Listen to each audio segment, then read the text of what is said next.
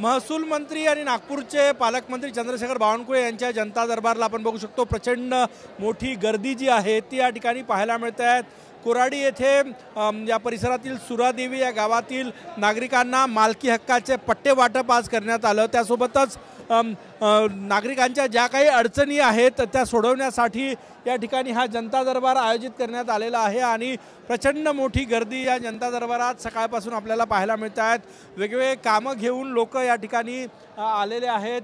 सगळ्यात महत्त्वाचा आज पट्टे वाटप कार्यक्रम होता। सुरादेवी या गावातील जवळपास 45 पेक्षा जास्त लोकांना आज पट्टे वाटप करण्यात आलेले आहे आणि त्यासोबतच जे वेगवेगळ्या समस्या आहे त्या समस्या घेऊन नागरिक या ठिकाणी पोहोचलेना आपण बघू शकतो। या ठिकाणी पट्टे वाटप कार्यक्रमामध्ये मोठ्या प्रमाणात गर्दी जी आहे ती या ठिकाणी पाहायला मिळते आहेत।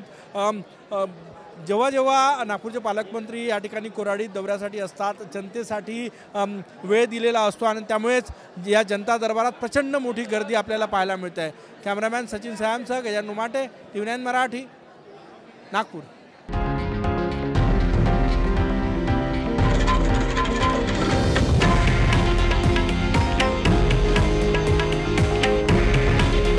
हे आहे देशातील नंबर 1 न्यूज नेटवर्क आणि आपण पाहत आहात TV9 मराठी। काळजी तुमची, हित महाराष्ट्राचं।